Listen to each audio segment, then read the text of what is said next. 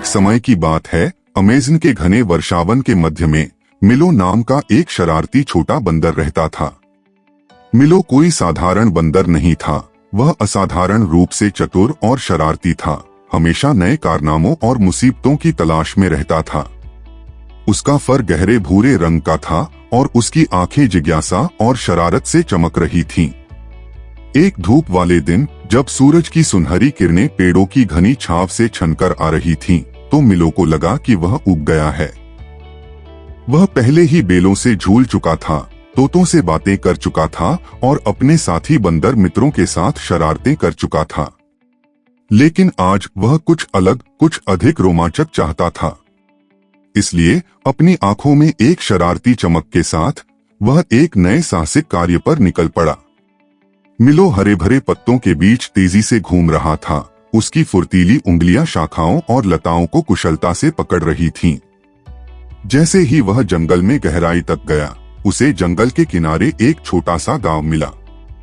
बांस और फूस की छतों से बनी झोपड़ियों के साथ गांव शांतिपूर्ण था। मिलो के शरारती स्वभाव से अनभिज्ञ ग्रामीणों ने उसे एक साधारण मिलनसार बंदर समझकर खुली बाहों से उसका स्वागत किया। उन्हें इस बात का अंदाजा नहीं था कि मिलो उनके जीवन को उलट-पुलट करने वाला था। एक दिन जब गांव एक भव्य फसल उत्सव की तैयारी कर रहा था, मिलो ने पके रसीले आमों की एक टोकरी देखी। उसकी आंखें इच्छा से चौड़ी हो गईं और वह प्रलोभन का विरोध नहीं कर सका। बिजली की गति से उसने मुट्ठी भर आम छीन लिए और इससे पहले कि कोई उसे पकड़ पाता भाग गया। गांव वाले हैरान थे। आम रहस्यमय तरीके से गायब हो गए थे और वे यह पता नहीं लगा सके कि अपराधी कौन था।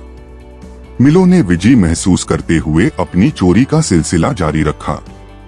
उसने सब्जियों के बगीचों पर छापा मारा, चमकदार आभूषण चुराए और यहाँ तक कि मुखिया की औपचारिक टोपी भी छीनने में कामयाब रहा।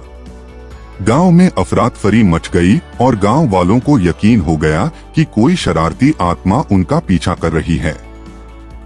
लेकिन मिलो की शरारतें यहीं नहीं रुकीं। एक रात जब गांव शांति से सो रहा था, वह चुपचाप गांव के चौक में घुस गया और सभी झोपड़ियों पर अजीब चेहरे बना दिए।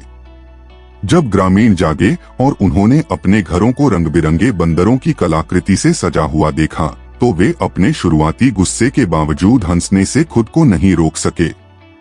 जैसे जैसे दिन बीतते गए, मिलो की शरारतें प्रसिद्ध होती गईं। उन्होंने ग्रामीणों की आवाजों की नकल करना, उन्हें जंगल की गहराई से बुलाना और जंगली हंसों का पीछा करना सीखा। उन्होंने गांव के जानवरों के साथ चालें खेलीं, उन्हें असामान्य पैटर्न में नृत्य कराया, जिससे हर कोई आश्चर्यचकित रह गया। हालांकि उसकी सारी शरारतों के बीच मिलो का दिल नरम होने लगा। उसने गांव वालों की हंसी और उनके चेहरे पर आई मुस्कान पर ध्यान दिया।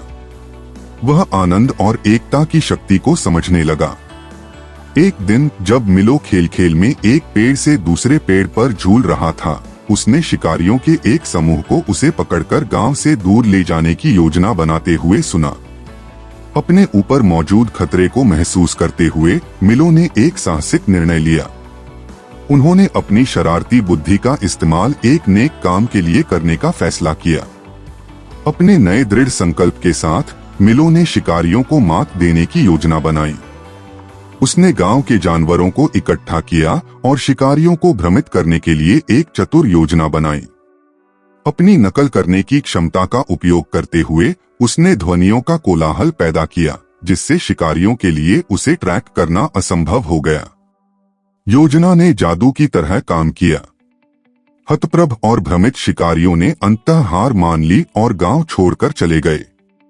मिलो की बहादुरी और त्वरित सोच के लिए आभारी ग्रामीणों ने उसके सम्मान में एक भव्य उत्सव मनाया। एक समय शरारती उपद्रवी रहा मिलो हीरो बन गया था। उस दिन से मिलो में अभी भी शरारती चिंगारी थी, लेकिन उसने इसे गांव को एक बेहतर जगह बनाने में लगा दिया। उन्होंने ग्रामीणों को खोई हुई वस्तुएं ढूंढने में मदद की, उन्हें आसन्न खतरों से आगाह किया और समुदाय के प्रिय सदस्य बन गए।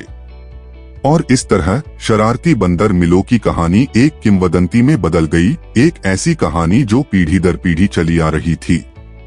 इसने ग्रामीणों को हंसी मजाक, एकता और अपनी प्रतिभा को अधिक अच्छे के लिए उपयोग करने का महत्व सिखाया। और अमेज़न वर्षावन के बीचों बीच मिलो पेड़ों से झूलता रहा। उसकी आंखें शरारत से चमक रही थीं, लेकिन उसका दिल दया और साहस से भरा हुआ था।